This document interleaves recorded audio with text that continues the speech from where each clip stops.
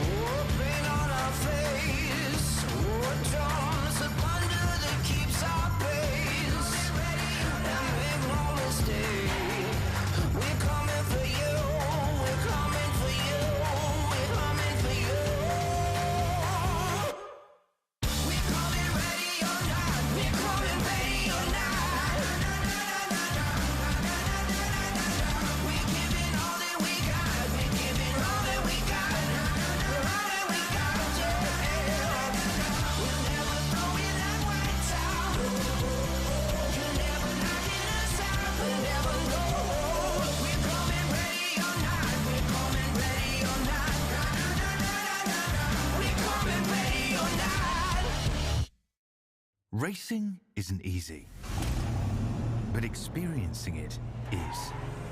iRacing puts you in the driver's seat with the industry's leading sim racing game. Drive on laser scan replicas of the greatest racing circuits from around the world. Go head-to-head against other drivers chosen by skill-based matchmaking to ensure competitive racing at every level. Compete across all your favorite series. In officially licensed cars, engineered to deliver the most accurate driving experience possible.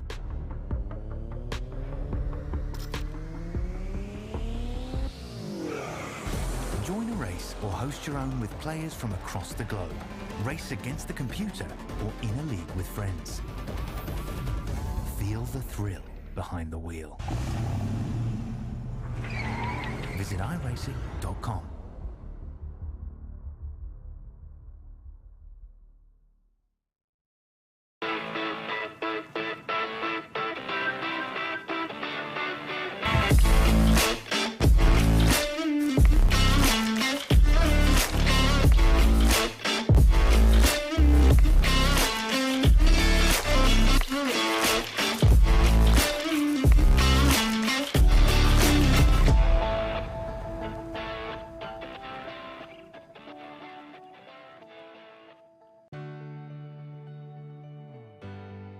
Our family started RVing a few years ago, and when I think about all those campfires and fishing trips and sporting events, these are memories that are going to last a lifetime. I want to help others do the same thing. Hi, I'm Kevin Smith, General Manager at the all-new CLICKIT RV in Milton Freewater. People in this community are very familiar with this location and the great service they've always received. So the biggest question we get is, where is Keith? The great news is, Keith is still here. I've seen a lot of changes. I've seen a lot of things come and go. Through all the changes that we have seen, one thing that has not changed for us is the quality of our service. Buying an RV is a big purchase, but it should be a fun and happy experience. So whether it be in sales or service or parts, our mission is simple: be the best. From our team here at CLICKIT RV in Milton Freewater, we invite you to come down and experience the difference.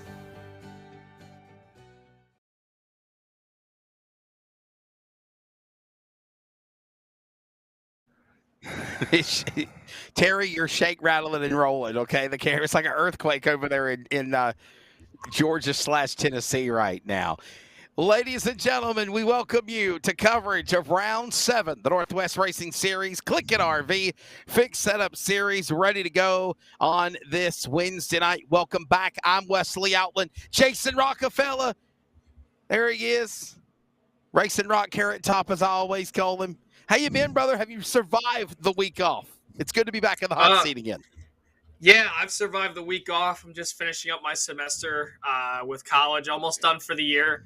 It's been a good last 2 weeks. Been just trying to relax, calm down from these long nights. I'm ready though for tonight to see these Northwest CLICKIT RV Fixed Setup Series boys get at it, and maybe Kevin Smith might be able to do something tonight because he needs it after all the bad luck he's been having. But overall, excited to be here.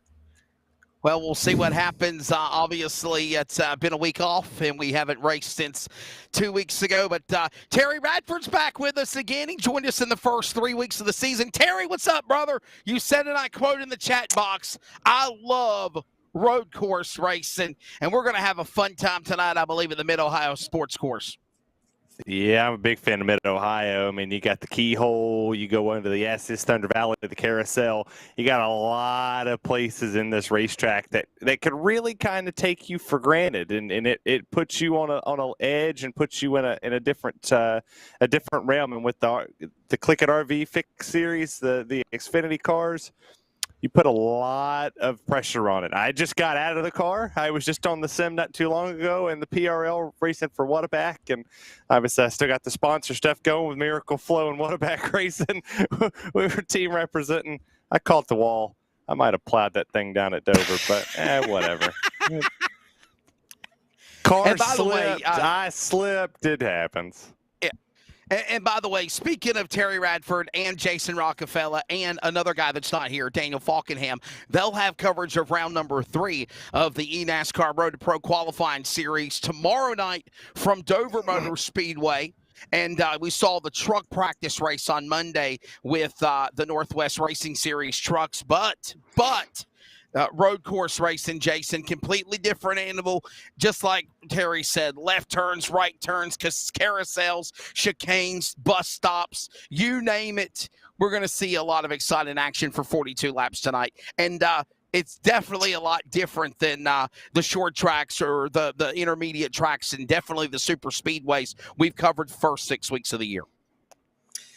Yeah, this is a whole new racetrack for these guys, pretty much. And I mean, in Mid-Ohio is a demanding racetrack. Basically what Terry was saying, you have the Keyhole, you have the S's, Thunder Valley, you have the Carousel. 4 unique parts of this racetrack, 15 turns of pure racing and all the elevation changes out in Ohio.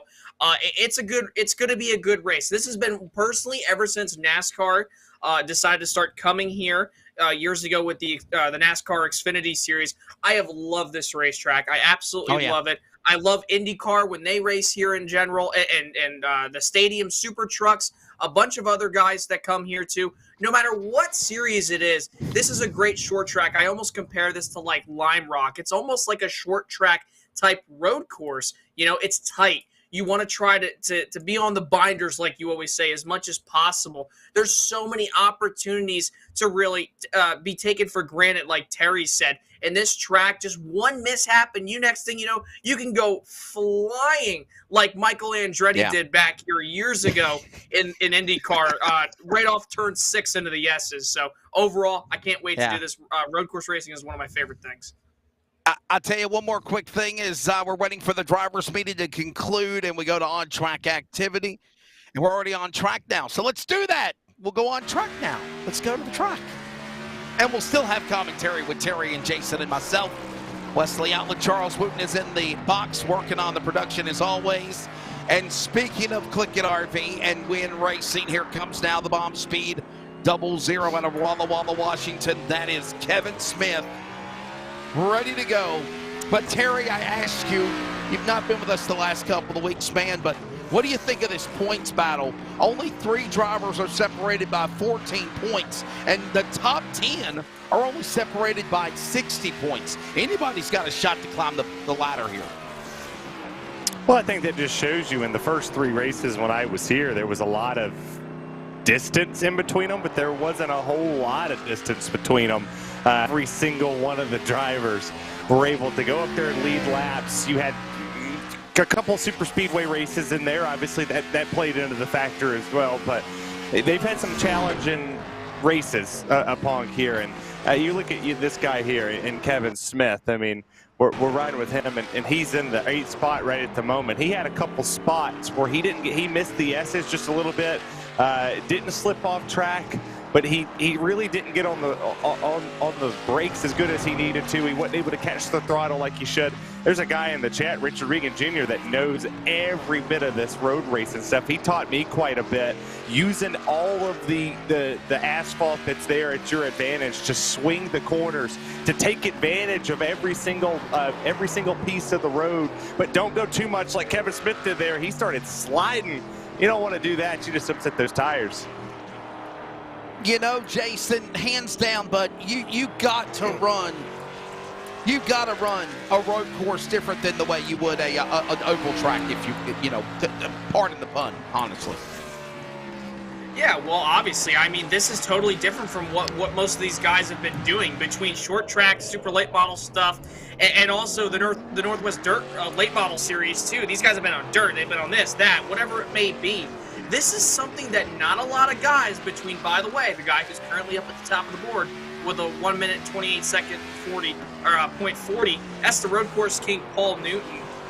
He's currently up at the top of the board, and he's going to be a driver who is going to be one to reckon with here tonight. You're going to want to be just like Paul pretty much here tonight. Everybody in this race, really not that much road course experience, but these Northwest guys, they know how to get after it.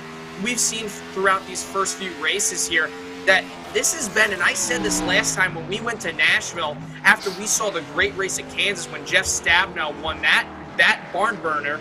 And then last week, Chris White was, or not last week, a couple weeks ago, Chris White was finally able to break through. And I kept talking, man, when's Chris White going to do something? Just like Kevin Smith. Maybe today's Kevin Smith's day. You never know. But I mean, this racing series in particular for the Northwest CLICKIT RV Fixed Series just goes to show you how competitive these Northwest guys are here on the service of iRacing. So any of these guys can really go out here and win almost any given night practically on any racetrack, unless you're Paul Newton, who's been absolutely dominant on the road courses here in the Northwest Division. The In-N-Out Burger Chevrolet, that's B.J. Tidrick. A couple of winners this year for him. He got the Darlington win and back in 2020 as well as a Vegas victory. And we'll see what the 72 will do here in his qualifying right now, sitting at the top of the board. Only fitting the road course king, Terry Radford, from last year, Paul Newton, 128.40, but Ryan Bloom right behind him. And I don't know if you saw Monday night, Terry, but Ryan Gormley finally broke through. My dark horse pick, as I've said all year, growing driver, won at Dover. Yeah, I did watch. I remember our snooze fest at Dover last year. 1 in the morning, we were wondering what was going on out there. But I might make the crowd mad who watches this back. In-N-Out Burger's not that good. I'll say it. I'll get it off my chest. You go out to California, don't waste your time. Overpriced, overhyped, not worth it. But you know who's not overpriced and overhyped? Paul Newton, Cole Raz, and Ryan Bloom. They're not overhyped or overpriced at all. Those 3 last season on the road courses, I believe they swept them. It was not even close with those drivers. No surprise to see them in the 128 brackets, putting themselves on there. I mean, Cole Raz kind of shocked me a little bit that he's third. I would have thought he'd have had just a little bit more speed. He was about 5/10 off the pole speed. But we'll see what B.J. Tidrick has right here. He's on a 126, 128, cross the line, 130.1. That's going to slot him in the 14th position there, 1.776 off the pole. He's got to find the speed. If that's not going to find the speed, that's going to off the track and don't hit the tire barrier. Nope, saved it. And I'll tell you what, also, Jason, man, I will say this, you know, these drivers, usually road course car counts are not the best. We've got close to 30 drivers here ready to go on this Wednesday night. Yeah, and honestly, I've been looking at the Apex live timing and scoring here for quite some time. I want to say I was on the leaderboard around like 10:55 Eastern time. There was only about 16 drivers signed up, and I thought to myself, oh man, I really want more cars.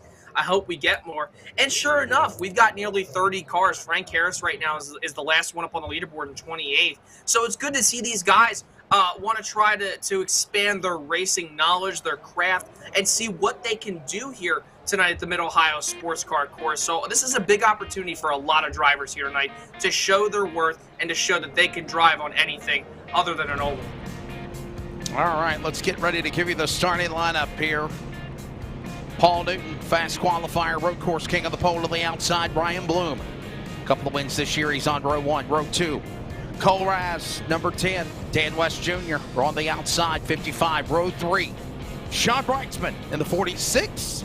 Followed by Devin West in the number 5 machine. We're going to go into row 4, Joshua Marcy, the 35. Terry, I know you like him with that Tennessee hat on. And then Kevin Smith in the 00. Top 10, we'll find Christopher White. We mentioned a win for him last race. And the legend Carl Byrne. Jason, there's your top 10, row 5. Yeah, row 6, you got LSRTV's own Jeff Stabnow from the win at Kansas just a handful of weeks ago, and Robert Gamble in the number 54 machine. Toby Ritters, Clifford, row 7 in that number 23 machine, along with B.J. Tidrick in the 72. Row 8, Jaden Ledbetter in the number 36, and Mr. John Ottenbacher, number 89. Row 9, Tyler King in the 21, and Chad Malik in the 08. And Terry, row 10, Brett Johnson, and Roy Grande in the 18. If we go right to row 11, we got Ryan Gormley with Stephen O'Hare. Row 12, Seth Frazier and Briar Reynolds. Row 13, Zach Rush and Chris Kynes. Row 14, Russ Lundberg and old Frank Harris there. And that's it, green flag waving. Underway, round 7, Mid-Ohio Sports Course. Ladies and gentlemen, you have a virtual race. 42 laps the distance. We'll take a look at weather conditions and more in just a moment. But Paul Newton, Jason Holshot, look at that 3-car scramble, though, for the second spot. Bloom leads that battle off the turn into 1 and 2 and 3 and 4. Yeah, Bloom gets on the throttles. Cole Raz goes a little bit wide. That opens up for Father West there. That's Dan West Jr. in the 55 machine. Sean Brightsman, 46 in tow. And then there's the son, Devin West, in the number 5 machine. He is in 6th spot as they head towards the S's hard braking zone, down into 6, now coming uphill to then descend down into turn number 8. Terriers are getting ready to come under the bridge. Yeah, we'll get ready to go onto the bridge for the first time. It'll be important to get spacing in between you. If you can make the passes now. You can burn these tires up easily. The rears like to slide out from underneath, but make sure you're disciplined. Every lap has to be a disciplined lap. You can't miss the apex like Sean Brightsman did right there, where he missed it just a tad bit, but he gets back on it. We're getting ready to complete lap 1. Ready to bring them off that turn, as Terry mentioned, 12 turns here at this phenomenal virtual real road course in Lexington, Ohio. I visited amount of times for the IndyCar races, and I also remember a couple of years ago when the NASCAR Craftsman Truck Series had an event there. Hands down, one of the most unique road courses. And I'll say this to elaborate more on this, Jason, in the Buckeye State, it really doesn't get the big recognition that I think it deserves, for sure. Yeah, it definitely doesn't. And like I said, ever since the NASCAR world was really introduced to this earlier in, I believe it was the early 2010s, I mean, the NASCAR Xfinity Series was putting on heck of a shows here, year in and year out. One of my favorite races was when Reagan Smith was able to give the boot to Alex Tagliani going through turn 14, able to pick up the win for Junior Motorsports that year. As you see, one car way off track, that's Carl Burke in the 53, so first real issue of the night, and Burke is out and into the tire barriers. Hard damage to the right side of that number 53 Camaro there. Not going to be that bad damage, though. Remember, this is a road course. Aerodynamics, not that big of a factor. But yeah, I do agree with you, Wesley. This track definitely doesn't get the recognition that it deserves. Most people out in Ohio, they're known for all the dirt tracks and stuff like that. Obviously, as you see, Chad Malik is around the 08 machine. There's the 20. There's stuff happening all over this racetrack right now. That's Chris Kynes going off track, the Team Realtree Camaro Tech Slayer number 20. He's trying to get back on the course here, fighting the really loose cars. It goes back around in the S is Terry Radford. That's not a place you want to lose the handling. Yeah, that's definitely not what you want to do. Is Paul Newton sets fast. You got polar opposites. Newton going fast, Kynes going slow. You don't ever want to be backwards. That's for sure. But the one thing you talked about, this being this is a great racetrack, but it state. It's in Ohio. There's really nothing in Ohio that's good. Their football stuff stinks. Their kickers stink. Oh, really? You're going to go there? Wow. Their swim team sucks. Baseball sucks. Goodness. Come on, it Terry. smells. They got a really bad basketball team. They got a guy that doesn't know whether he wants to stay. And there's Jeff Stabnow. He's not a fan of Ohio either because he's through the grass. Man, I have to cut you off, Terry. You can't be that way, brother. Come on. I'm sorry. Just call the race, man. Nobody picked on Tennessee. Okay, like silly. At the end of the day, though, I kind of have to say I agree with you. Part of the pun. But by the way, I do want to change subject here. The keyhole. The keyhole is a very unique part of the racetrack, entering turn number 1 and 2, if you will, onto the racetrack from the start-finish line. Hands down, Terry, that's going to be where I think we're going to see a lot of trouble spots before you hit to the S's. Well, absolutely, and you have a couple spots on this road course. This is a very technical course. You have a couple spots where you can make the dive bomb. You have a couple spots that you can see trouble. We might see trouble in the last little part of this racetrack in turns 12 and 13. Coming start finish line, and just a very 13 really shouldn't be a corner, but it is. But that small little corner right there, the notch in the road, we've seen time and time again of people getting shoved through that. I mean, Chase Elliott got punted through there a couple times. It's on Cole Custer gets shoved through there a couple times. There is a lot of racing that can happen right there in that little portion. Like you see right here, the 47 comes up and just punts the back end of the 35. White trying to get Marcy up out of the groove. You'll see that all race long, and as the tires start to wear in, well, they start to get faster, but you also get a little bit more lighter on your feet. And what do you know? Jason? 4 laps in, and as we watch Marcy and White battle here in the top 10 for 8th and 9th, obviously, Paul Newton right back in his element. When you are in your element, where you shine the most, your genius appears, and he just does phenomenal on the road courses. As right now we continue to watch Marcy. Here goes the leaders working back around to the top 10. Boy, a little slip there for Chris White, and there he is in his own world. Paul Newton there, Jason. Yeah, and he's got about a 3-second gap over Ryan Bloom in the 25 machine. Top 3 hasn't changed since the start of this race. So far, though, the biggest mover out of this entire field so far, honestly, has only been a driver who's only +4, and that's John Ottenbacher. He's currently all the way up to 12th right now in that number 89 machine. But that just goes to show you how, like, you know, I guess the right word is elongated that these road courses can get. Look at how spread out this field is. You almost have cars at every single part of the racetrack right now.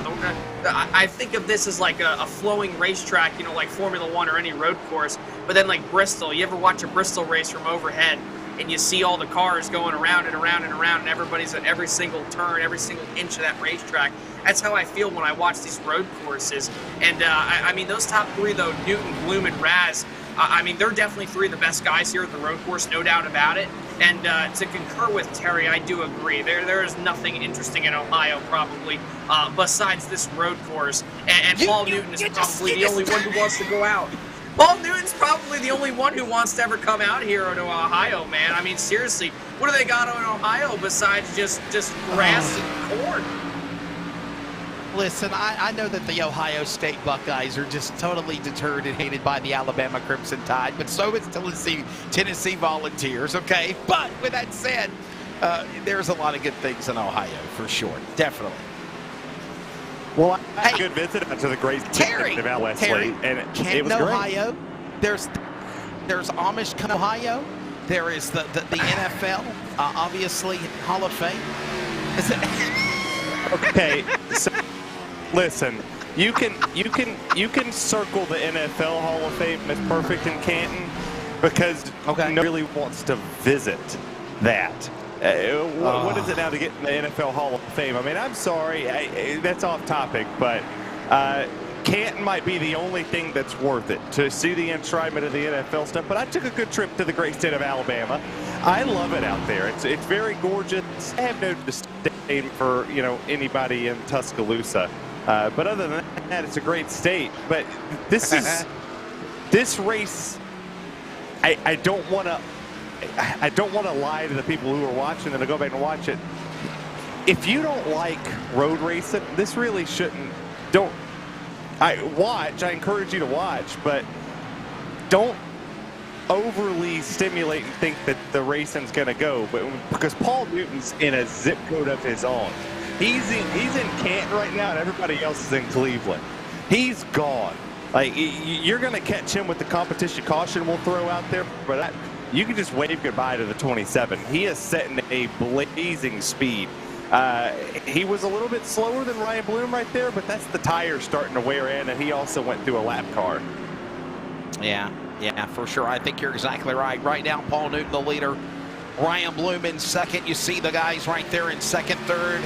Cole Raz in the 10. There's Sean Brightsman Dan West Jr., top 5. Sun West behind him in the red and white car. And look at this. We got cars coming out of the pit lane. The 82. Rush is on pit road. Zach Rush pitting. And actually exiting off pit road now. Whoa. Hang on there. So you're going to hear the words like S's, Thunder Valley, the carousel, the keyhole here at the famed Mid-Ohio Sports Course. Let's take a look real quick at the Kaufman Creative weather conditions as we watch Frank Harris go by around. Something we will tell you about right now. Jason, what's your thoughts on the weather conditions, bud? 81 degrees air temp in the virtual sim here at Mid-Ohio Sports Course. Mostly cloudy again. Wind speed nice and comfortable between 8 to 10 miles an hour. Track temp, though, is really hot at 117. What's that going to be like for these road course drivers? Yeah, oh my goodness. That's over 30 degrees of a difference between the air compared to the track temp. I mean, that is a drastic temperature difference between the air and the track. And here goes Sean Brightsman right now underneath the number 10 of Cole Raz. Is the battle for third, but this is what it's going to provide. Side-by-side racing, slipping and sliding, and that virtual sun is beating down on that virtual track, and it's just going to create less and less grip for these guys. There's no cool temperatures out here today, and you can just see, because this track has no shade, it has the sun beating down on it in the midday, so it's just going to continue to make these guys eat up the tires and just have little to no grip, and it's going to really show when you're getting out of corners like the keyhole, like the S's, as you see Brightsman and West Jr. get loose right there. But this is providing some great racing. You see Devin West back there. He gets sideways in the number 5. He's in tow with his dad right now. So overall, though, Wesley, basically my analogy is no grip. Terry, you want to elaborate more on that? The weather conditions, almost 80 degrees for the ambient temperature in the sim and close to 120 on the track. I mean, you saw it right there, and Jason hit it right on the head. Is you're going to have to be really light on the throttle, and that's in any road racing series that you're in. You take what the car can give you, but in these cars, be a little bit more aggressive. You have to hustle them quite a bit.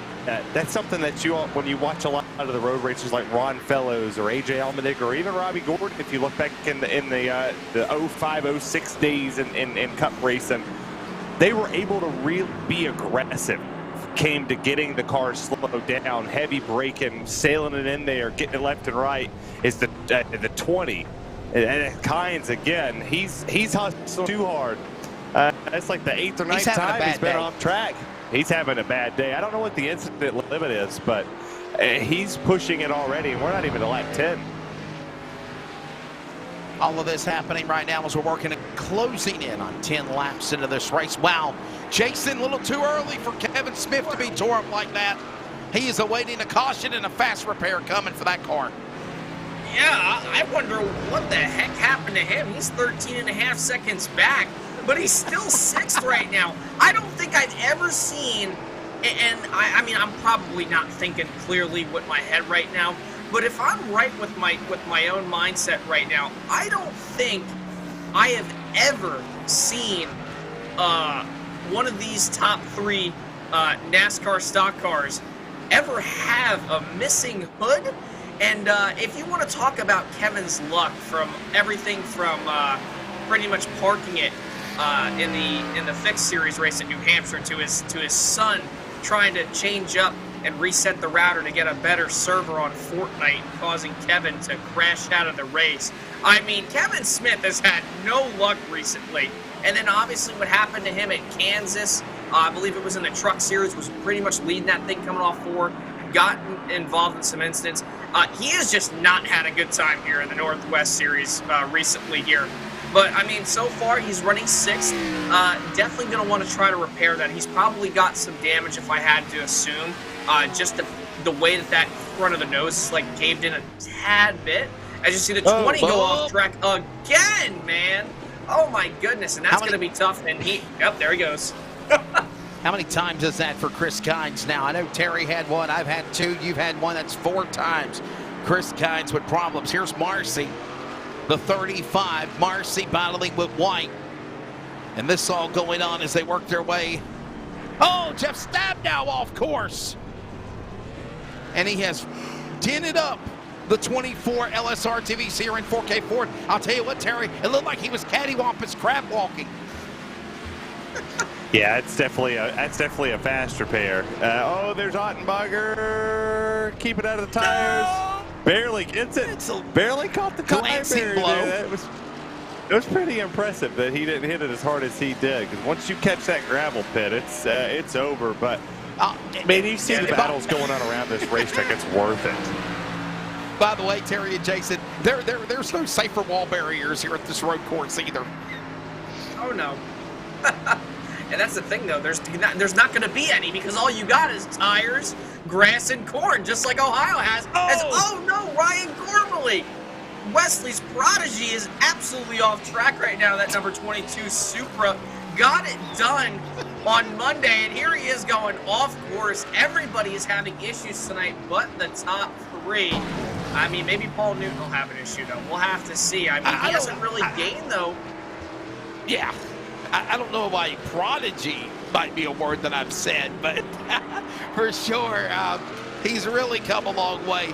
And, you know, he picked up that win at Dover in the fight for that one. And oh, my, come on, prodigy, steer it, keep it off the sand pit. He does. By the way, we're not going to get a caution between lap 20 and 24 is what we've been told.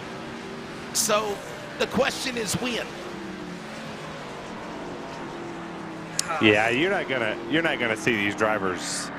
These drivers aren't gonna come pit and got significant damage. Like, I mean, you've seen Devin West, Zach Rush, Stabnow, Kynes. They've come down pit lane to either take the faster pair or have something as Jaden Ledbetter off racetrack in a high rock Camaro.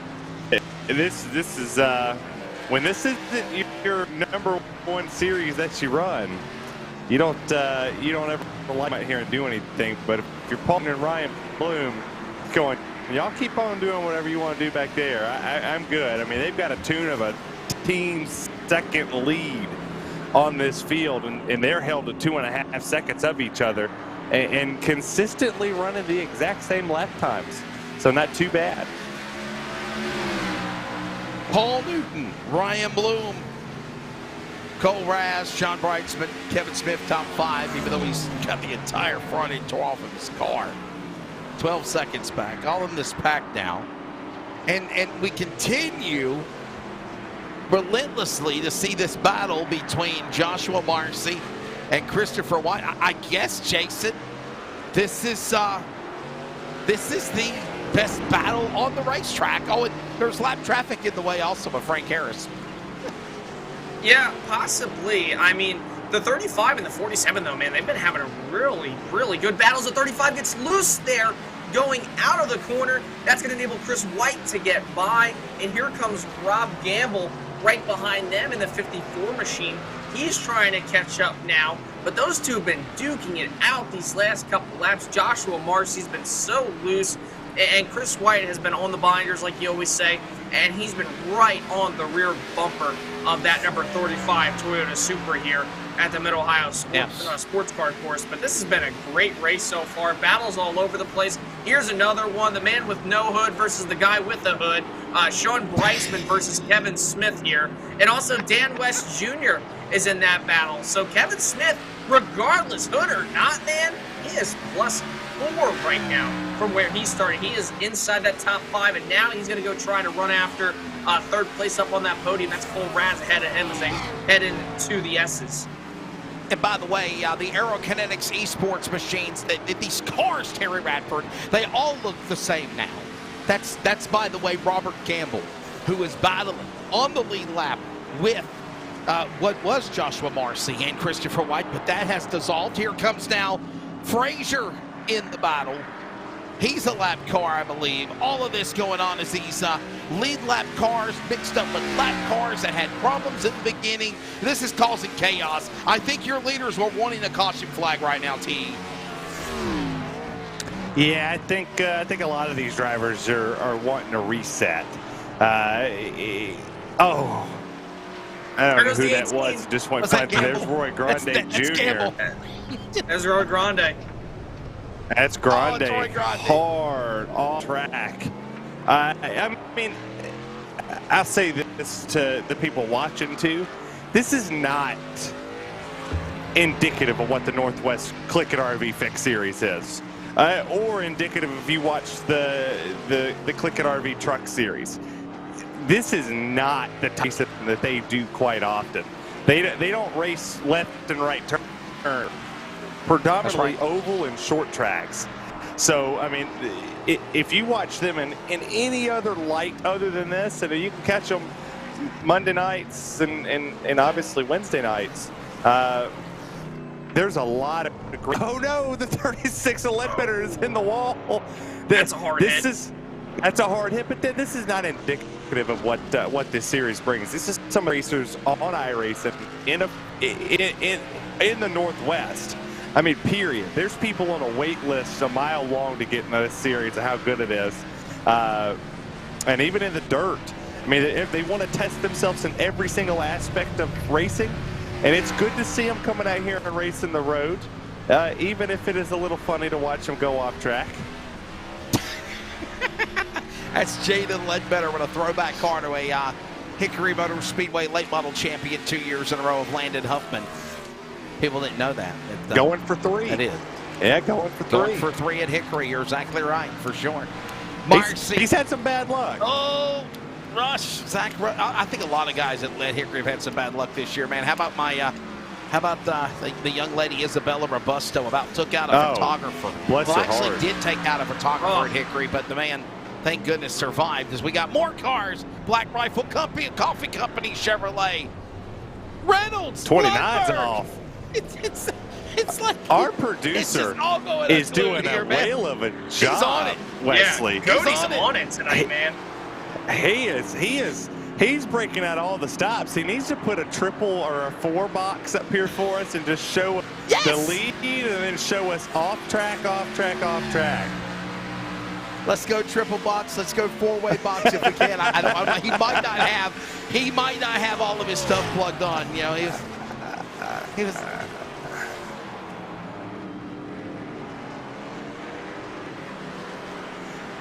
Yeah. Never mind. So now we know the reason. Now we know the reason why we're not seeing a yellow flag because of these accidents. Because our race director is our producer, Jason. He's not throwing cautions. Yeah. Yeah, and I tell you what, and Colton laid out in the chat, and Colton is a funny guy. Colton's sitting here saying that these guys are mowing the lawn practically, and I tell you what, the folks over here in the virtual iRacing world, whenever the service gets shut down and everything, I tell you what, this track is not going to need to have the grass reset after this one because these guys are practically cutting the grass for them. I think everybody's been off track tonight, probably besides the road course king of Paul Newton. But yeah, I mean, this so far has been a very interesting race. And Terry hit the nail right on the head before. This Northwest Division, this is not typically how they run. This is something totally out of the ordinary. They don't really run a lot of road courses. That's right. In fact, I believe last year they ran the Charlotte Roval. A lot of guys had a lot of issues. Paul Newton, I think went out and won it, if I'm correct on that one. But that's a good assumption. Yeah. And that's a great assumption. I think he won almost every road course race last year. I think he's probably won every road course. But all jokes aside, I mean, these guys, and I said it in pre-race, this has been one of the most competitive iRacing divisions I have seen in a long time throughout my 2 years on the service. And there's Russ Lundberg off again. That's another one mowing a different part of the racetrack right there. And he's got a lot of rear end dams coming up on the track there. And he's out of harm's way. But this series in general, and particularly with these fixed setups, B cars, has been super competitive. All year long as Marcy whips it around, going into turn number 12, or turn 11 right there, I believe that is. And everybody's off track. There's the 41. I can't even get my sentence out here without somebody going and cutting the grass here. They're going to burn enough fuel. I think they might have to go to electric lawnmowers here in just a second. Terry, there went your buddy from Rocky Top. All I'm going to say is us Tennessee boys ain't much road racers, all right? So I give him a pass. He's sitting back there in 13th. It'll be okay. He's still got the power T on that head. It's all it's worth. I tell you that much. Terry, you got Gatlinburg, you got Rocky Top, you got Sevierville, Knoxville. That's all road course, mountain country, if you will. Like, oh, Gormley. Come on, Prodigy. Famous. We ain't. Listen, got it. We can turn left and right in our street cars, all right, but we can't turn left and right in a car that's really fast. I tell you, I love calling road racing.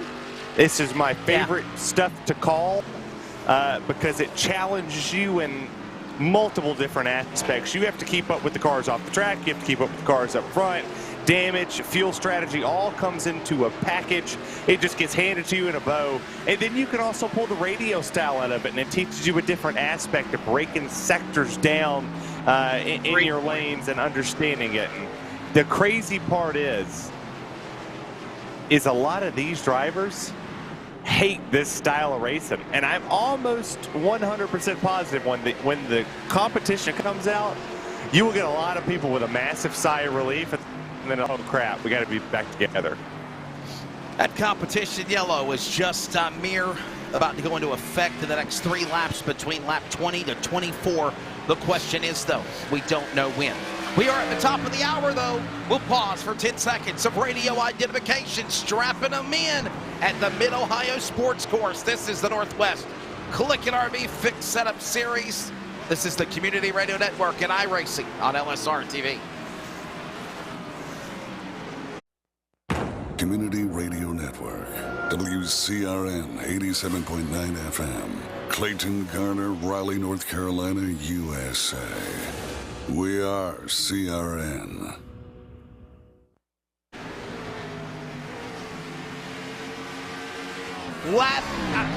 We're being told that the caution could be between lap 12 and 31, Jason. So we just don't know when they're going to trigger the button. Yeah, and I tell you what, the 55 almost could have triggered something right there. He could have triggered himself to go around right in front of Sean Breitzman. That's the 55 of Dan West Jr. Good save by him. Seeing a lot of drivers get really loose out of turn 11. Honestly, out of all corners on this racetrack, turn 11 has definitely been the most troublesome. All the way from the start of the S's in turn 6 all the way to 14. Nobody's having any trouble really through turns 15 all the way to probably about 5. So it just goes to show you this racetrack, like Terry had said, very, very technical. From all the bumps, the bruises you can get on your race car, the elevation changes. There's so much that goes into this racetrack where all these drivers are like, oh man, I love turn 1 because it's a sweeping left-hander. It's probably the most calm turn on this entire racetrack. But then they're like, oh gosh darn it, I hate turn 7, man. Going uphill, man, that just stinks. I'm not trying to wheel spin coming off the corner and hitting the rumble strips. So a lot of these guys got to be careful, but most of these guys have been doing a great job besides all the lawn care company stuff they've been doing tonight. And by the way, to answer your question, Colton Lane, or I will have to say I agree with you on that because I drove through Sevierville, Tennessee, doing an awards banquet back in January. And yes, midnight, 2, 3 o'clock in the morning, fog clear. Zach Rush off course, back on course. Oh, there goes Roy Grande. Ole, my friend. By the way, the other day was Happy Burrito Day. Did you know that, Terry? I did not, but I did have a burrito. They got a holiday for everything down there, don't they?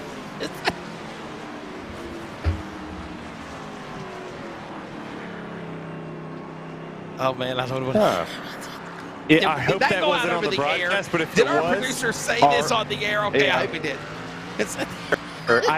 I tell you while we have the leaders off course. That's coming. Yeah, here comes Ryan Bloom takes the lead. Changed for the lead for the first time here this afternoon. It's my gosh. More issues. It's like they're in sequence choreographing off the what do you call it? Oh my God. This is It's like where it's you would just put in. choreographing for the drivers as they work their way through the keyhole, if you will. This is like if I were Phil Parsons when it started raining on the backstretch at Daytona years ago in the Xfinity Series practice. He goes, I think it's raining. It's raining on the backstretch. That's what it's like right now. These guys are running slicks, and the rain is just invisible, folks. By the way, this is a teaser for iRacing's rain right now. It's actually raining. You just can't see it. That's a joke, by the way. Don't take that seriously. But look at the left front of Paul Newton's car. I believe there might be a little bit of damage right there. No, there's not. So I take back what I said. But that was a big moment for Paul Newton. This just goes to show you guys. And Terry, you say that you love calling the road course action, and I couldn't agree more with you. I absolutely love road course racing. I love watching it. I love to see the various strategies, who's good, the different techniques. And this is the thing about calling a race, whether it be on radio style or TV style. You got to pay attention to everything, man. As Kevin Smith's around in the 00, finally, I could say, it was only bound to happen with no good. He's had bad luck tonight. But anybody can do anything at any point, anywhere, at any time, Terry, like you just saw Paul Newton there last time around go off in the keyhole. He was catching lap traffic. That's what I'm curious to know as the 82 has issues again. Is if maybe Paul Newton caught a lap car, maybe had to lock it up and burned the right front of it off. I tell you, after this one, after the first 21 laps, I'd be imagining, and I don't want to foreshadow what the rest of the race would be when we get the competition caution, but like I get back to a little bit more normalcy at Dover for the NASCAR Road to Pro qualifying series for 120 laps. I'm not sure it'll be as entertaining as this of, you know, learning different styles of how people charge the corners and try to hustle it. And I tell you one thing, though, every one of these drivers is trying to get every ounce of speed out of these cars. And sometimes you push it over the edge, Wesley Outland, and sometimes you hit it right on the money. Yeah, we'll find out. Right there's the number 7, one of the newest members of the Team LSRTV CRN crew, the number 7 of Brett Johnson. And Jason, for the most part, he's calm, cool, collective. He might be 18th, last car on the lead lap, but he's, you know, doing good. Car's in one piece at least. Yeah, and I believe the last 2 CLICKIT RV Fixed Series races, he's had solid runs, but just had something go wrong, you know. And I mean, that's the way it goes. You know, sometimes you get those bad moments in racing, and sometimes you don't. You know, there's a lot of guys here. They'll have ups and downs. One guy, the last race we ran, Frank Harris, the legend, came home 4th. As you see, one car, I believe, went around right there in the corner, and that was the number 53 of Carl Burke around in turn 1. Another issue for him. He's going to just start doing donuts. I think he won here.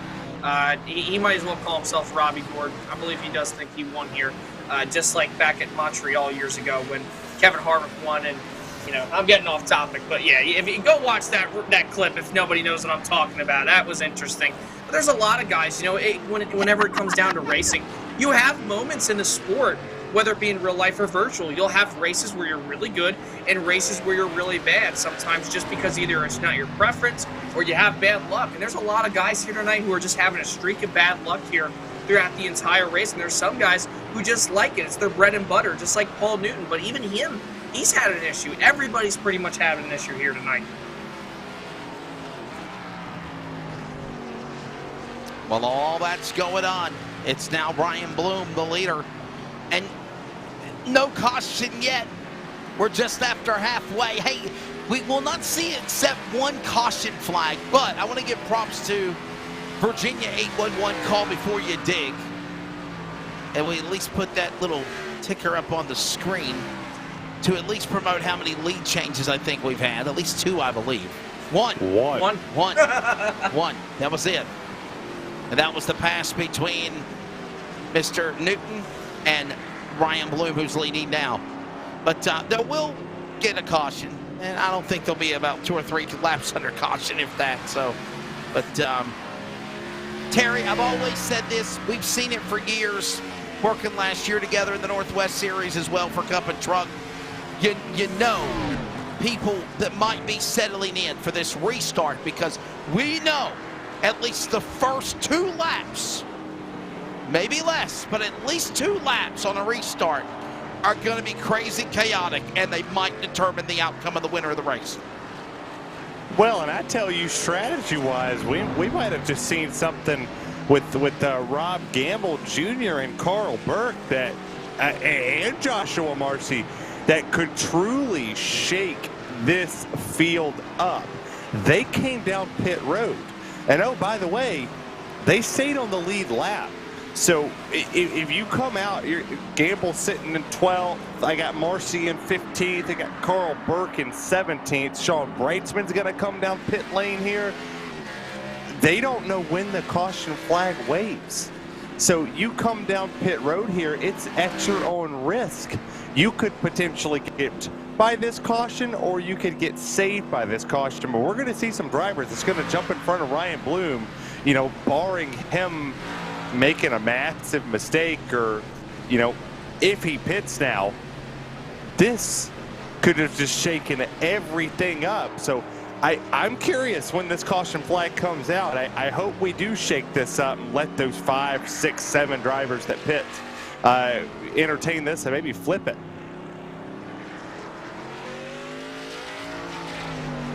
Well, no doubt it's been fun. We've been excited showing it to you. By the way, they're coming up on after halfway of this race so far. We're about 20 laps to go, under 20 to go. And Jason, we're seeing green flag pit stops as well for some of the guys that are up in the front, like Stefano here.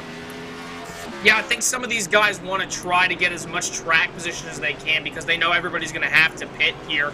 And once this caution is flown by our producer, Cody Wooten, at whatever time it is flown, some of these guys like Stefano Hare and maybe a couple others are going to come into the pits, take advantage of those 4 fresh Goodyear Eagles now, and then wait it out. And obviously they're going to be mired back in traffic, but just think to themselves, everybody ahead of them is going to pit, so then they could stay out, and then they could try to save tires the best they can. Yes, tires is a big key on road courses, but if you're a guy, like let's say, for example, if Kevin Smith were to pit right now and then 5 laps later BJ Tidrick pits, I mean, BJ Tidrick's got the faster tires because they have less wear on them, but it's all about how you use those tires, whether it be braking hard, braking less, getting back on the throttle earlier, getting through the gears earlier, later, whatever it may be. You could have older tires than a guy and still be faster just because of the way you drive these cars. And like you see right here, Dan West Jr. taking advantage of those 4 fresh Goodyear Eagles. Who will be the next driver to come into the pits before this caution out? So it's going to be interesting to see how the strategies play out, but I expect those 2 to stay out, no doubt, when the caution comes out.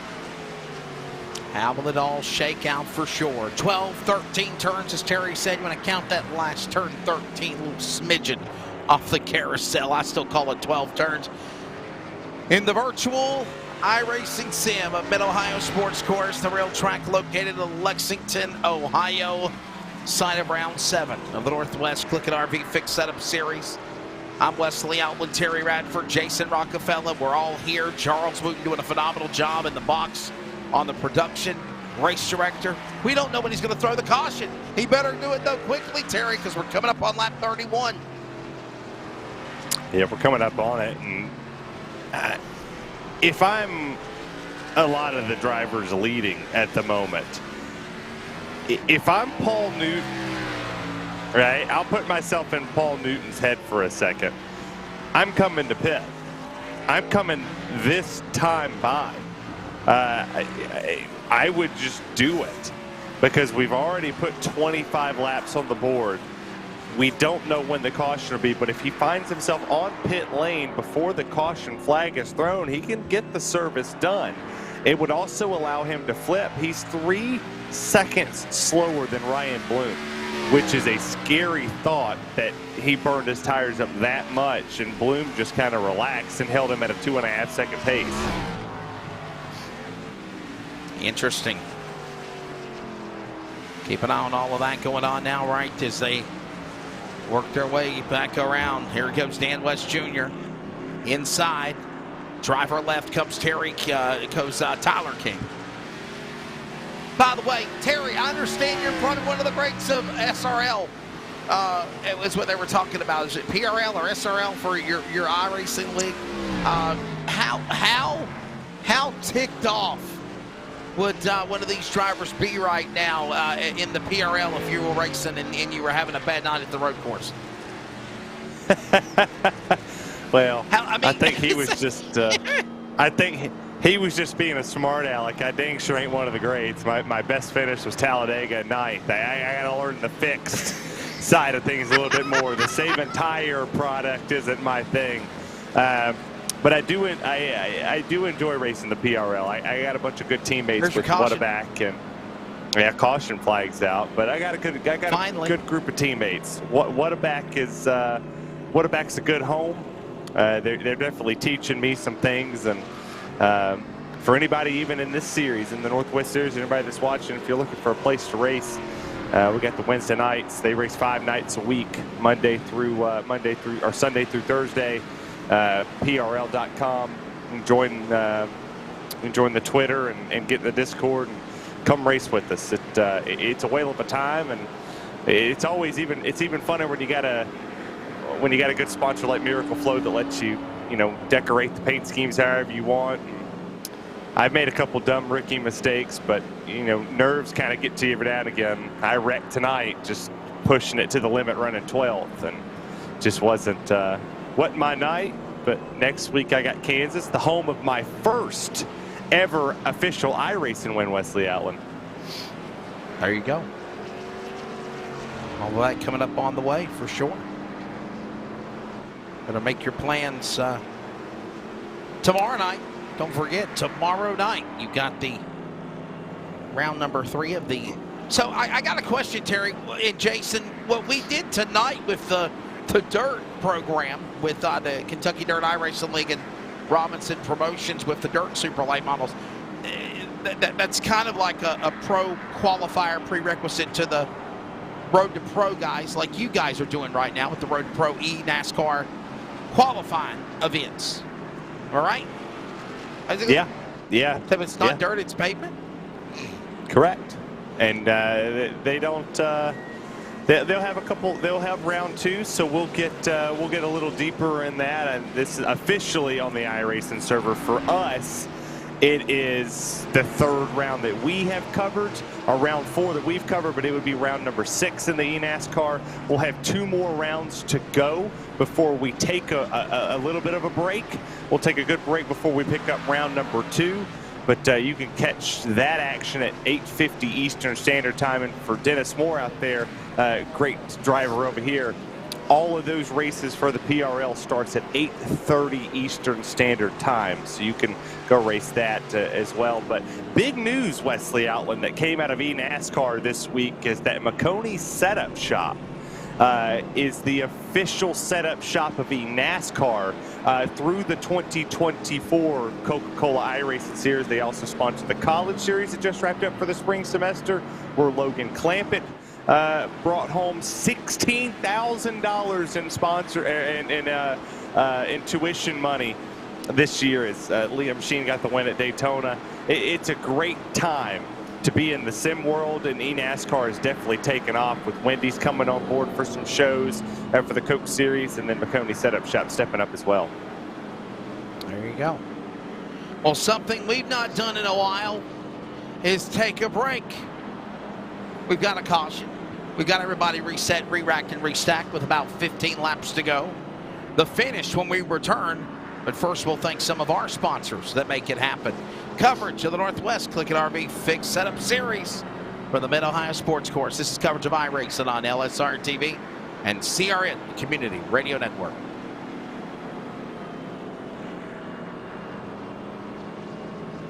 At CLICKIT RV, we know there's a lot of heritage and history at this location. RV sales and service has been part of this community for decades.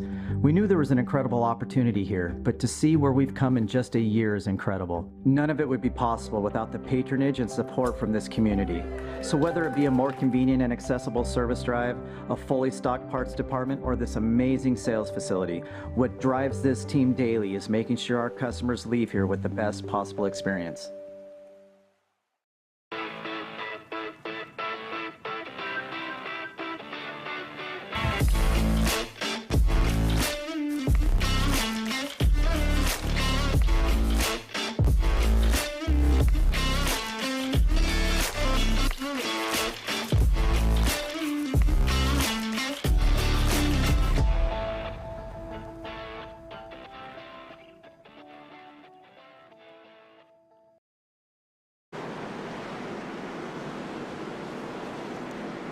Lights are out for the pace car. Welcome back. We got Jason Rockefeller, Terry Radford. I'm Wesley Outland. Settling in here with under 15 to go. The 12-turn Mid-Ohio Sports Course. And all right, Jason, we talked about it. I think I've been excited for this all night. We're ready for a restart. Get them all boxed up side by side. This could be the run for the money, too. Yeah, it very well could, and Terry just mentioned a great point right there under side-by-side commercial break right there from CLICKIT RV and all the sponsors. Sean Brightsman, Dan West Jr., Chris White, a few other guys stayed out that last time around, so they're going to be your top dogs here when they come to the green flag. They're going to take the green flag with 13 laps to go. Oh, and by the way, Paul Newton, Ryan Bloom, going to be 7th and 8th here. When they restart. So they're going to have to do a little bit of work if they want to make their way up towards the front. And mind the fact, too, besides Paul Newton falling back to second behind Ryan Bloom because of the incident he had going through the keyhole, he hasn't had to pass anybody. So he doesn't really have any kind of knowledge as to how these guys are going to really race in front of him because he hasn't been around them. And same with Ryan Bloom. So this is, in my opinion, this restart is going to determine which of these two drivers who've been the two class of the field so far tonight, which of them can get through these top 6 to 7 guys here the quickest and go for this victory. All right, what you thinking, Terry, as we get ready to go to green, brother? I'm thinking passing's going to be at a premium for your drivers that just came off the pit road. Bloom and Newton are have to go.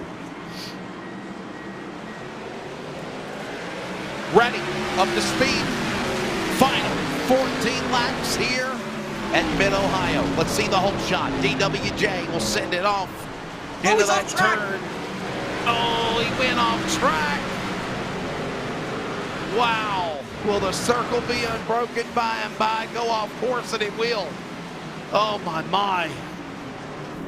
In that keyhole, Jason, that keyhole onto the S's, it's not friendly. Yeah, it hasn't been friendly all night to most of these drivers. You hear the crashing, the clanking, the banging, whatever you want to call it, going through the keyhole there as you heard it with the sounds there as they went through the keyhole. They're side by side. Most drivers right now, you see Kevin Smith. He's currently passing Carl Burke. There's Paul Newton trying to pass Cole Raz, a driver who's been in the top 3 all night.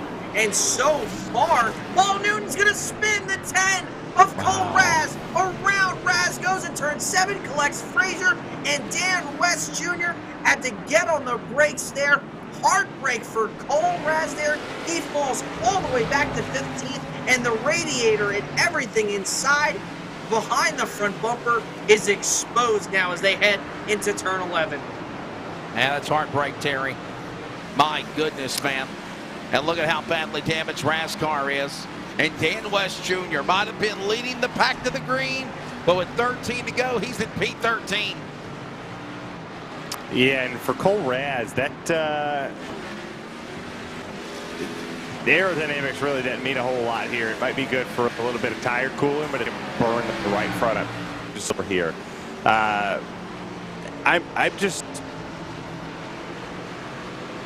I'm a little shocked. I'm not going to lie that Paul pushed that hard.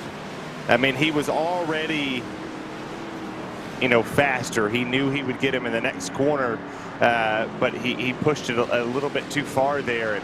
And I think that pretty much guaranteed or close to it. If Ryan Bloom has the car that we think he has with the speed that's in it, I think he's definitely going to go up there and pass Sean Brightsman very soon. That might have given him the win. Well, we missed the LSRTV mid-race report, but maybe Charles will let us pop in here with you at about 12 laps to go to at least give some type of analysis with our event. And I'm understanding we do not have a 3 cap for mid-race, so that is no problem. We don't have to be on camera. It's all good. Sean Brightsman is leading. Chris White is in that second spot. Look out. Oh, no. Paul Newton, man, the road course king, and Zach Rush, man, it's just not been a good day for the 27, okay? I think we jinxed him, honestly, Jason. But he's still on the lead lap, but he's in the top 10 in 6th. Yeah, and I actually just went back and looked at our stream right there to see what happened going into turn 7 between Newton and Raz. And Raz left the door open, and he kind of closed it a little bit, but the 27 was all the way out into the grass, pretty much dipping those left sides below the rumble strip out into the dirt and the grass, and unfortunately made contact with Raz, setting him around off the left rear contact right there. So just a racing deal, no harm, no foul. Everybody's racing, so I'm sure they'll talk it over, no hurt feelings and whatnot. But here goes Ryan Bloom, though. He's passed Robert Gamble right there in the number 54 machine. He's all the way up to 3rd, and you talk about, Wesley, is that probably was bad luck for us to call over with Paul Newton. But Ryan Bloom is really catching Chris White, and I mean, with 10 laps to go, if Ryan Bloom keeps running the way that he is, like, you know, I mean, he's just running like it's the Kentucky Derby right now, pretty much, if he was a horse, because he is going super fast. But also, too, think about this. Paul Newton made a mistake when he was out to about a 3-second gap. And if Ryan Bloom keeps running as hard as he is right now, he could possibly fall into a mistake and hand this win over to Sean Brightsman, Chris White, or some other driver. So this is still really anybody's race. Yeah, I agree, Terry. Obviously, I think you'll probably say I concur, for sure. Yeah, it says, you see back here, it's an absolute hornet's nest. It's in the back. Track demands respect. And you either give it to it, or you end up in the grass. And you see right here with the 72, wow. You end up in the grass quite a bit here. I think that's the first or second time we've seen the mistake happen from him. And I'm curious, though, because Sean Brightsman leading this race just laid a 129.5, 129.9. Is clean air that much of a difference on a road course to Brightsman that he just needed to get out of the traffic to show what he could do? Because he's not getting caught. He's pulling away. Yeah. Yeah, I like what Charles just said, our producer. You should have clean air there. There's nothing else. There's nothing else there. It's Ohio. Except the whole front nose of the car is gone, Charles. So obviously that really spices things up a bit, if you will, Jason. Driving the car, handling it, right? It's like yeah, and Terry does bring up a good point. Sometimes clean air really does play a dividend here at these road courses. You know, you drive a lot differently when you're behind somebody because you're using them as your braking points. Whenever you see that car start to lean forward with these B cars here, I wonder maybe if we can get an onboard shot possibly of one of these guys from a roof camera. You'll start to see one of these guys up in front of him. Like, he'll start to brake, and you'll see that car dip down a little bit here. This is a perfect example here. As we, the double zero gets turned a little bit. He saves. Oh, no, there he goes. Wow. Oh, that's big. The double zero, he saves it. Oh, my goodness. I can never make up a point in this series, I swear. Every time I try to, guess what? If something happens, and Kevin Smith's got a hood now, so that's probably what saved him. Oh, and there goes the 36 into the 21. They're around into the S's. Jaden Ledbetter turns Tyler King, last year's truck champion. There is so much going on here tonight. I wonder if Terry was had anything else to do with that. Terry, was that an accident, or do you think that was a little payback, baby? No, I plead the fifth. I know we're looking at the High Rock Vodka. Yeah, I don't. We'll see I'll the definitely replay plead here. the fifth. I'll plead the fifth. The High Rock Vodka. Somebody asked the question earlier: did he have a little too much of that? So, oh my. Well, we just. No, it's road course racing. I it's know 5 that, o'clock somewhere. Well, potentially either Sean Brightsman or Ryan Bloom is, faster than Xfinity 10G Internet. Oh, wow. Okay. Ain't that the guy that's got the... Oh, there's my prodigy, as Jason calls it. Oh, there's Reynolds. the 12. That's really good coffee, though, by the way. I had a cup of that. I'm not a fan of coffee. I don't drink coffee. But I had a friend of mine give me a little sip of Black Rifle coffee, and it was actually pretty darn good. That was pretty good. And Terry, I know you're a fan of coffee, so I know you've had some of that before. I actually can't stand coffee. Any energy drinks? I'm an energy drink guy. I hate coffee, but I tell you whose coffee I do enjoy, and our producer said it in our ear. Roasted Gems makes a really good coffee. Black Rifle's good too. Yes. But here's the crazy part: with my wife being pregnant, I've actually craved coffee more than I've ever craved in my existence. I drink at least 2 or 3 cups a week. I got the cravings and all the rest of the bad stuff. I got one good thing out of the pregnancy, and the rest of it has been the nauseous, the throwing up, the swollen feet, like all of the bad stuff she's given to me. So you're getting the spouse sickness, if you will. They say to pregnancy, you're getting it. The old sympathy sickness. Yeah, I've been and have the issue. And for Steve McDonald out there, any league that runs a new late model car fix setup Saturday or Sunday nights, I don't. But I tell you what, if you follow me on Twitter at Terry Radford 4, I might have something in the works to put a late model series together. I know there's possibly one trying to be put together for, was it Tuesday night for LSRTV? That is absolutely correct. that's one of them I'm talking about. Don't fall off of them. Yeah, there's a, no, there's a 7 laps to go. 7 laps to go. Yeah.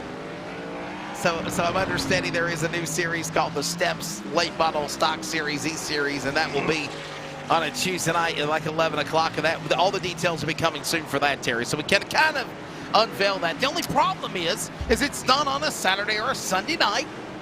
It's on a Tuesday night. Yeah, but I might have a Saturday. We'll let you know. I might have a Saturday or Sunday thing coming up in the works if something gets down the pipeline like I want it to. We'll have something out there, and I think if I could get it to work good on LSRTV, you'll hear Wesley Outland's voice on it. I hope, and you might hear my voice on it, or you might catch me racing it. It is something that's in the works that we're potentially talking about. It might be on a total different channel, depends on if that announcement stays in there. But I tell you a person, if we're allowed to give shout-outs here. Toby Ritters. I see the Ritters families out there watching. 14th place, still on the lead lap. We have not talked about Clifford all race long. He still has a clean car act. And I tell you what, I have missed seeing Toby Ritters on the racetrack for the past couple weeks.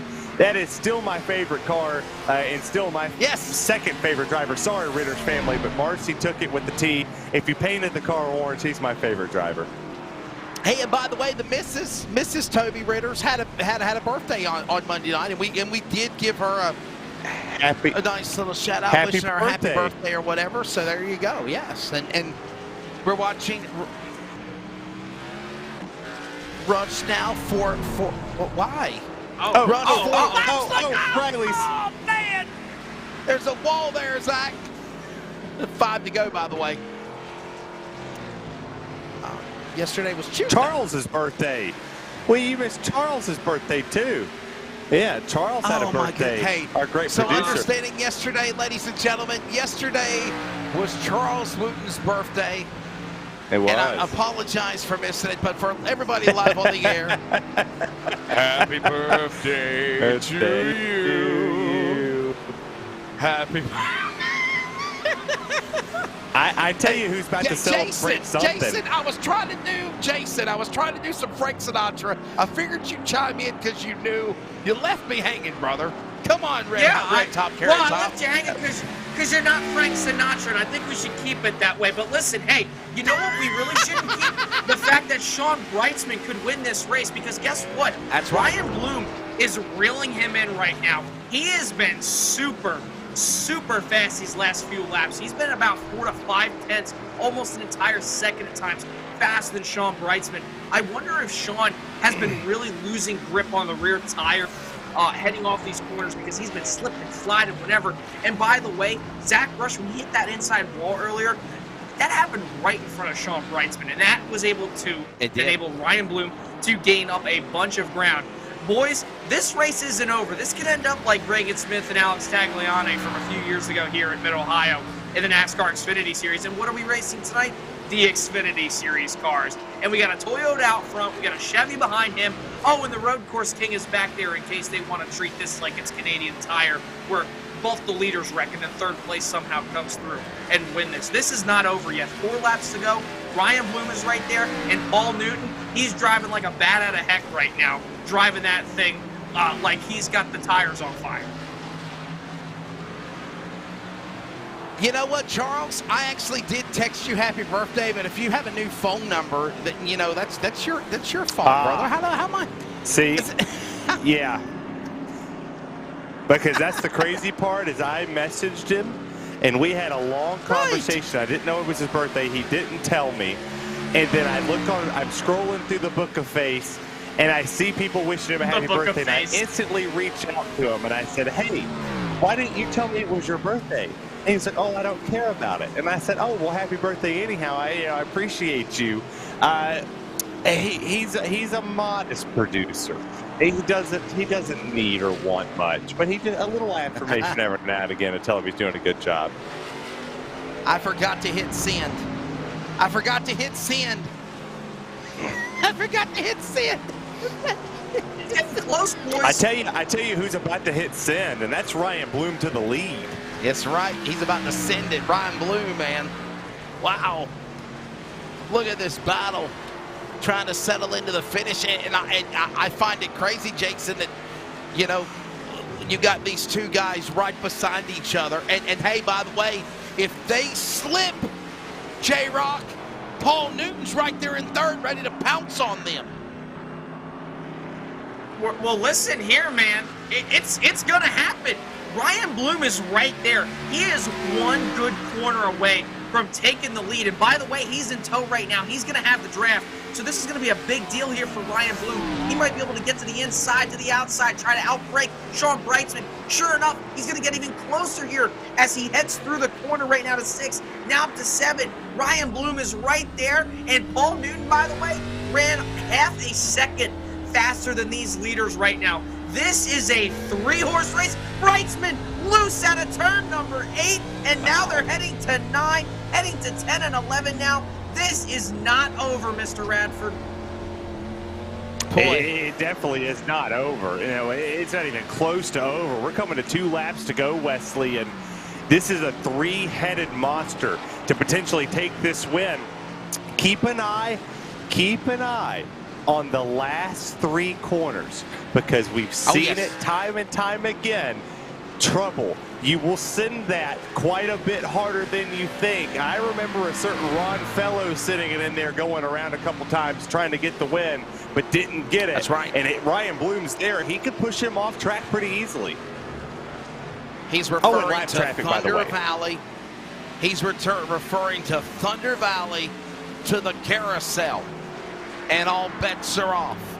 They're right there nestled with one another, coming off of that part of the track right now. Sean Brightsman, former Cup Series champion of 2020. And Raz off the reservation again. He kept it off the wall that time. And amongst all this chaos and mayhem, here is that final part of the track we were talking about. This is that sharp part of Thunder Valley. Look at Bloom, though, man. He tries to make a run on him. He can't get there, Jason, and they're coming to the white flag, brother. 1 to go. Yeah, they're going to be coming to the white flag this time by, and Bloom is just trying everything he can to get around Sean, who's going for what I believe is his 2nd win of the season. Won Homestead just a handful of weeks ago. Ryan Bloom lost to Jeff Stabnow just a handful of weeks ago at Kansas, and he's trying to win a race. And then there's the road course king trying to take back what's rightfully his. That would be the crown. Here they come through turn 14. It is practically a 3-horse race up at the front of the field. White flag is out, 1 lap to go. Wrightsman, Bloom, Newton, BB, and which one of those guys is going to come out front as they head for the keyhole here to turn 4, Mr. Radford? Yeah, I'd be curious Terry, to see how much Ryan Bloom actually sends it. Terry, lap traffic up ahead. I was going to say that. Do you think that'll be a deciding factor of this race? I hope not. I hope he moves. I don't see him necessarily sticking the way he moves. Gormley gets off the racetrack, but does the 25 send it to mess up Pex in his exit? He has to make contact if he's going to get him up out of the way. He's not going to do it by scaring him. Seeing them going their turns right there now. This is now parts of turn number 4, 5, 6, and 7 through the S's, making their way back around to the home stretch of the course as Jason mentions off the S's and Thunder Valley. The carousel awaits. I would say bump and run in short track racing, Jason, but could that be something we could see here in the road course? Yeah, it might be right here with the final lap. They're coming into the last 2 corners here of the track. Bloom's going to have to send it in, and Wrightsman is hard up on the brakes, trying to not get out of it, and it's not going to be enough, though. Checkered flag, Sean Wrightsman, 2nd win of the year in Mid-Ohio. Sean Wrightsman will pick up the win, his 2nd race this season, tying in the Truck Series with Ryan Bloom. Ryan Bloom will settle for 2nd. Paul Newton, Terry, it's a comeback for the road course king. He'll settle for a podium after some of the bad luck he had today. Oh, easily. I mean, he was off course twice. Had some adversity to overcome. He slid back quite a few spots, drove back through the field to get a P3. But what a strategic call that the 46 of Sean Wrightsman had to put himself in position to get this win and to not let the fastest driver on the field get it done in the last couple corners. What a run. Sean Wrightsman in victory lane, 2nd win this year, as of course our colleague Jason Rockefeller mentioned. Oh, and by the way, Jason increased that points lead for the 46 Toyota as well. He come into the game with a 7-point lead over Stephen O'Hare. Yeah, and that's going to be great for him because, I mean, as far as I'm concerned, I don't even remember if Stephen O'Hare was even here tonight. And no, he wasn't. He finished 15th tonight. Yeah. That is a big deficit with positions from Stephen O'Hare all the way to Sean Wrightsman. And as you guys just talked about, I mean, what a strategy call from Sean Wrightsman. Pitted before that stage caution, but competition caution at lap 23. And then Bloom, Newton, lap 27. Chris White, lap 23. Rob Gamble, 22nd. 3 out of the 5 guys in the top 5 here. You see Sean Wrightsman burn it down by the Honda flag stand here on the front straightaway. 3 out of the 5 guys inside that top 5 pitted before, as you see the Northwest Salute high five, pitted before that competition caution. And Sean Wrightsman, I cannot believe he was able to hold off the 2 best guys here tonight. Terry Radford, I know you're getting ready to go. Bon voyage and 99, man. Your final thoughts of this race at Mid-Ohio. Pleasure back working with you again. Always enjoy the 3-man teams. We'll do it again, but your take of this race and did the right driver win tonight? Well, it's hard to say if the right driver won, right? Because if you were a betting person in the first part of this race, you would have said Ryan Bloom has this field covered. And you also would have said that potentially Paul Newton had this field covered. I don't think anybody except for Sean Wrightsman and maybe his family would have said he will win. 2nd win this year, as we mentioned. Ryan Bloom on the truck side of things. 2 wins this year for him. Paul Newton 3rd, Christopher White 4th, Robert Gamble top 5. Dan West Jr. Kevin Smith, Tyler King, John Annenbacher, Jaden Ledbetter. Some bad luck for some of those drivers. Jason, somehow they get back up on the high horse on the road course at Mid-Ohio. They finished on the lead lap in a good top 10. Yeah, there was a lot of guys. I just can't believe that still finished very good, regardless of how much they went off track. Anyways, top 20, 11, Seth Frazier, BJ Tidrick, 12th, Josh Marcy, 13th. Clifford, top 15 tonight for him. He'll finish 14th. Stephen O'Hare gets that points gap extended from Sean Brightsman onto him. He comes home 15th. And then one lap down, Cole Rasmussen could have been after some contact with Paul Newton there, heading through turn 7. He finishes 16th, one lap down, first car, a lap down. Brett Johnson, 17th. Brian Reynolds, 18th. Ryan Gormley, 19th. And Zach Rush rounds out the top 20. 21st will be Carl Burke. Multiple laps down along with Roy Grande, Russ Lundberg. Not a good day for the Aerokinetics Esports team. Devin West, Jeff Stabnow, either for LSRTV. Chris Kynes, Frank Harris, Chad Malik will be the full field rundown of 28 drivers. Good field for a road course race. Real quickly, one more look at the Virginia 811 call before you dig. Race analysis, not many cautions. One caution, 3 caution laps. And that lead change back and forth at 5. That's brought to you by Virginia811.com, reminding you, dig with care. Coming up, post-race wrap-up, we talk with Brightsman, Bloom, Newton. They're on the podium. Stick around. This is coverage of the Northwest CLICKIT RV Fixed Setup Series for the Mid-Ohio Sports Course virtually on iRacing, on LSRTV and the Community Radio Network.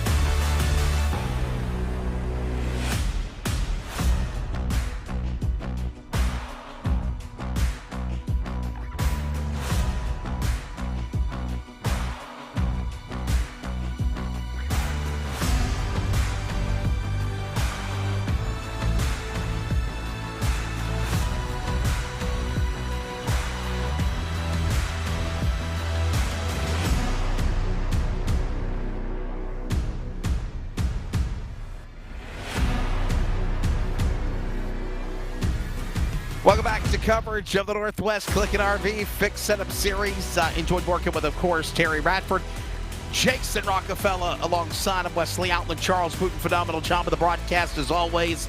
Round 7 in the book. Sean Brightsman came into the race with a 7-point lead gap on O'Hare. He will increase that, and he gets his second win this year on road course at Mid-Ohio. And, man. Oh, okay, man. Hey, Ryan's talking to somebody on the phone, I think. Paul Newton, normally the road course king, had some slips and bumps and bruises. You still come back to finish on the podium, though, man. You're taking this race, and a good points night for you, for sure. Yeah, it's good to bounce back after 2 weeks ago. I had a pretty lousy points night, so definitely could have gone better. I made some mistakes out there. Just not my night. Just didn't quite have full control of the car, and it's very slippery course conditions out there with the hot July track, so this is a tough one tonight. Yep, well, you had a great comeback, man. All the way back from, I believe it was 8 after all those pit stops happened.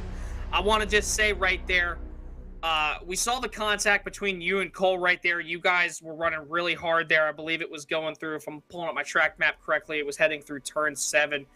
Take us through that. What happened between you and Cole? It looked like he kind of left the door open a little bit. Looked like he kind of came down. Looked like he kind of went in the grass a little bit. It was really just a racing deal from our part. But what happened on your end right there? I messed up. I want to apologize to Cole on that one. I thought we were still overlapping there, but he was completely clear. So I thought he came down on me, but it's really not the case. He was clear, and that was his corner. So I just kind of dive bombed him, and I feel bad about that. I want to apologize again to Cole. Well, I'll tell you what, Paul, normally you're the guy that we always talk to, it seems like, in Victory Lane when it comes to these road course ringers. But, obviously you'll settle for a podium finish. But what's your take of what Brightsman and Ryan Bloom did? Obviously, it's got to make you think that there's some competition now on the lefts and right turns of the horizon for you as well. Yeah, those guys really stepped it up, especially Ryan just has pace that I don't know if I can match it. I got that one good lap in qualifying, but I think that was the only lap I was faster than him all night. He's really stepped up. And then Sean Brightsman just nailed it with the strategy, and he had the pace to stay out in front. So I want to hand it to both of those guys. And I wish there were some more road course races, but I think this might be our last one on the schedule, at least on the Xfinity cars. We'll have to find that. There might be a reason why they done that, Paul. That's probably true. You got to thank your sponsors, brother. Go ahead. Yeah. All right, I want to thank Fields California Mandarins, PaulNewtonDesign.com, and Trading Paints. And I want to thank my team, Beaver State Racing and Northwest Racing Series, LSRTV, and CLICKIT RV. There you go. There's the thoughts of the PN Designs. Paul Newton Designs, number 27. Paul Newton, third. All right, let's try to groove in the runner-up, the man that'll finish in the number 2 spots, and see if he's ready to go. If we can bring him out of the green room, of course, to get his take on things. That is Mr. Ryan Bloom. Ryan Bloom, it's Wesley and Jason. You got a copy, brother. Second in the race. Gotcha. And Jason's, Paul said, man, you're getting better and better and better, whether it's the truck or the Cup car, or especially the fixed setup Xfinity B machine. Another solid podium for you, brother. Yeah, thanks a lot. That was a tough track, tough conditions, just tough race, especially before the race. I was really struggling to keep it on the track, and so I wasn't feeling too confident going into that. But I just I don't know, wrong pit strategy, probably overdriving a little bit there at the end, trying to catch Sean, and happy with the second. But one of these days I'll have to learn how to pass before pass Sean. I think that's the second or third time I finished second to him, excuse me, in a road course race. So yeah, it was a lot of fun though. It was great battling him there at the end. Yeah, Ryan, man, congratulations on your second place tonight. A guy who I expected to really just run around the top 5 to top 3. I expected Paul to win, and then he ends up making a mistake and then just couldn't get back to the front, man. You just talked about the conditions and stuff like that. You talked about making mistakes. Do you think the really hot track temp, which I believe at one point, the one time we checked, was about 117 degrees. I don't know if it went up anymore, but that was more than 30 degrees different compared to the air temp. Do you think that track temp really played a huge factor tonight into why you might have been overdriving off the corners and not really able to catch Sean right there towards the end of that race? Yeah, that was part of it. But once we got through the first few laps, I was able to get in a rhythm and start to put together some good lap times, and I kind of adapted to it after a few laps. And no, I think the overdriving just comes from probably wanting to win a little bit too much, and a little lack of probably experience. I just don't do road courses much. The only time I really get too much into it is when they're on our schedule. So it's learning curve, learning experience, and hopefully I am getting a lot better. Definitely come a long way in the road courses. But when you have a fixed setup, you're not able to make adjustments like you can in the trucks. It just makes it a little more difficult. You can't really adapt to kind of what you want. But that's what's great about these fixed series. Everyone has the same setup, and it kind of shows the talent that we have, and be able to adapt to different setups. So it's a good experience in that way too. And by the way, to answer the question, this was the only road course of the season tonight for the Xfinity, the fixed setup series for sure tonight at Mid-Ohio. I just looked at the standings, and it's on to Dover next week, but no more road courses after that. So Ryan, man, I got one more question. You throw your sponsors out there in a segue as well. What's your thoughts of this this fixed setup series and where it's at? If you had to grade the first quarter of the season per se, we've had super speedways, Daytona and Atlanta. We've had, of course, the short track side of things, the road course, intermediate tracks like Texas and Kansas and whatnot. So where would you grade this this series being right now? I think it's in a great spot. The racing's been really good, really clean. Not a lot of cautions for the most part. I mean, compared to the next gen car last year, those cars could be a handful. It's just depending on the setup, the track. Never knew what you're gonna get. And these cars are, I think, a lot more fun to drive. So I give the racing probably B+, A-, this year. All right. So yeah, it's been a lot of fun. The good turnout. I like the turnouts, or when we can get over 30, 35, 35 cars. It always makes it a little more fun, a little more exciting. So yeah, it's been good. Sponsors. Yeah, I just want to go ahead and thank sponsor CLICKIT RV, sponsor their series and running their name on my car. Appreciate that. And thanks to LSRTV and thanks to Sean and Jeff for putting the series together and allowing us to do this. So appreciate those guys and all the admins, and look forward to Dover next week. Hey, he's got 2 wins, and they're going to be slinging the trucks on dirt at Knoxville as well next Monday night. He's got 2 truck wins on the Northwest. That's the driver, Ryan Bloom, and, of course, from Boise, Idaho. Now we're going to go down and talk to Sean Brightsman, 2020 Northwest Cup Series champion. Wins along the way, some good, bad.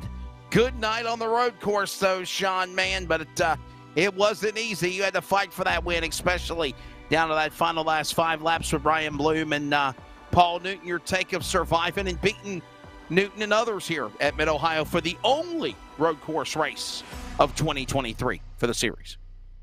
Wesley, man, what a race, man. It's a good thing I didn't have a heart rate monitor. I think people will be calling 911 and trying to get me some help, because that was a intense last 5 laps. Brian gave it all he had and raced me nice and clean, which I can't say thank you enough. I appreciate clean racing and not just dumping runs, but boy, man, this Bright Fatigue Toyota Camry, Toyota Supra SRE needed this. I like seeing victory lane. Wasn't sure where we were going to stack up against the field. Figured we were maybe a top 5 car. Strategy played out perfect. I couldn't ask for. I could ask for a little bit better if it would have came out right after I pit, but that's just being nitpicky. But overall, a great race in the CLICKIT RV Fix Series, so just super happy. Yeah, Sean, seriously, man, really good job tonight. Not a driver. I really had, and no offense to you or anything like that. It's just we've seen countless times over and over again how Paul is so dominant at these road courses, and then a couple of guys sprinkled in. I want to know, what did you do to try to prepare for this race tonight, possibly? And I mean, you took the early pit strategy by pitting at lap 23 before the caution. Everybody else really pitted around lap 27, right when that yellow came out. What did you do to try to prepare for this race in general? Because obviously it's a road course race, last one of the season, and I believe it was the only one, like Wesley said. And I mean, in general, man, I mean, were you surprised by the fact you were able to hang off 2 of the best? Not completely. I've been a little bit off last season and a half as far as practicing goes. So I hopped on last night, ran 10 laps or so, and then got in here early tonight and ran probably another 10 to 12 laps. So just kind of dialing it in, reminding myself the track, seeing what the track's like. So I knew I had something. I just needed to know how consistent I could be. So the first run kind of told me I could be consistent enough. Kind of got held up there with Cole and lost the leaders. He was running a defensive line at times and just pretty quick still. So it's not like he did anything wrong there, anything like that. But just overall great for us. I mean, I've been in a slump there on the road courses, so it's nice to kind of be in the top 3, battling it out with Paul, who is definitely an ace on the road courses. Ryan has really stepped up a bunch. Dan was running great as well. So there's a lot of people here that aren't in the top 5 right now that easily could have been there had the strategy or Rex didn't happen. I got to ask you this question, Sean, and segue this into think of the sponsors and whatnot, but there is one road course this year for the trucks as well as for the Xfinity machines, the B-Steps cars tonight at Mid-Ohio, and that is the Yokoyama International Circuit for the trucks on June 26th. We've had multiple road course races in the past. Why do you think that's been the change of only having now one road course a year? Was there just people not liking the road courses going lefts and rights? And do you feel disappointed that the Watkins Glen, the Sonomas, the Road Americas, the Road Atlantas, Sebring are not on the schedules like they've been in years past? You know, it's, the admins get together, myself, Jeff, we kind of put together a schedule and kind of decide what we're going to do this year. Paul won way too many races last year in the Road Course Series, so we just had we just taken half the summer off for the B car. We decided to run one road course, which was tonight, and there are two next, in the trucks. There's Okayama, and then there's also Canadian Tire, which we've gone to many times. But if there's enough petition out there that people want to add one more road course to the B series, we might be able to sneak it in out of taking out a different oval. But it has to be in the right time too. It has to make sense and not just issue in for a playoff victory or anything like that. So gotcha. It definitely could be petitioned. But I'll segue into the sponsors there. Got to thank Rice Boutique for sponsoring the car, Warrior Wraps for putting in the paint. Thanks to Jeff Stabnow, everybody at Team LSRTV, LSRTV broadcasters, announcers, producers, Central Welding Supply, Blenders Eyewear, Swag Golf, and of course our biggest sponsor of all, CLICKIT RV. Check them out at clickitrv.com if you're in the market for a RV, fifth wheel, whatever it may be, man. They've got deals, and talk to Kevin Smith. He'll work some good things for you, I'm sure. And of course, the people behind Win Racing as well, driving the 00. Jason Rockefeller, bud, we're about to get off the air, man. Thanks to Terry Radford for joining us in the box again. Fun time. Sean Brightsman, by the way, going to walk away with now close to a 20-point lead over now Paul Newton. But your final take of everything here tonight with Sean Brightsman winning on the road course here at Mid-Ohio. I love left and right turns. That's all I got to say, man. It was a great race. I mean, seriously, it was a great race. All these guys, again, congrats to the top three between Sean, Ryan, and Paul. They put on one heck of a show there at the end, and I almost thought Ryan and Sean were going to wreck for a second, and it was going to be an old Canadian Tire type deal like we've seen way too many times in the past, especially between Todd Gillen and Noah Gragson years ago, that enabled Justin Haley to get a victory there. But what a race. A lot of guys had issues, but a lot of guys were able to persevere and get through the hard times they had on the racetrack, and it was a great race. I mean, what more could you ask for? Great racing. Some shocking moments, some hard. I mean, what can you say, man? These guys, we drive stock cars. We're not supposed to make right turns, but because of just, how into the road course scene that NASCAR's been lately, it's enabled all the sim racers and all the people in the gaming world to really get involved into the road course scene, expand their racing knowledge and expand their taste between IndyCar, IMSA, sports cars, super bikes, you name it. Road course racing is just something that is always going to be near and dear to my heart, and it's definitely going to be something that's going to be continuing to grow in the future here, especially in the sim world. Fun times as always, and I couldn't have said that any better for sure. By the way, it's on for the trucks of the Northwest on the dirt. Knoxville Raceway next Monday night. The CLICKIT RV Fixed Setup Series will head to the Dover Motor Speedway. Miles the Monster will chomp up some cars. We'll see what happens next Wednesday. With Terry Radford, of course, Jason Rockefeller, everybody in the box, of course, Rocket Racing Media, Charles Wooten, Jeff Stabnow, everybody behind the Northwest Racing Series. I'm Wesley Outland. Congratulations again to Sean Brightsman, second win here tonight at Mid-Ohio, and we'll see you next week for, we'll see you tomorrow night for the NASCAR Road to Pro, and we're doing dirt for the Northwest tomorrow night as well. Stay tuned.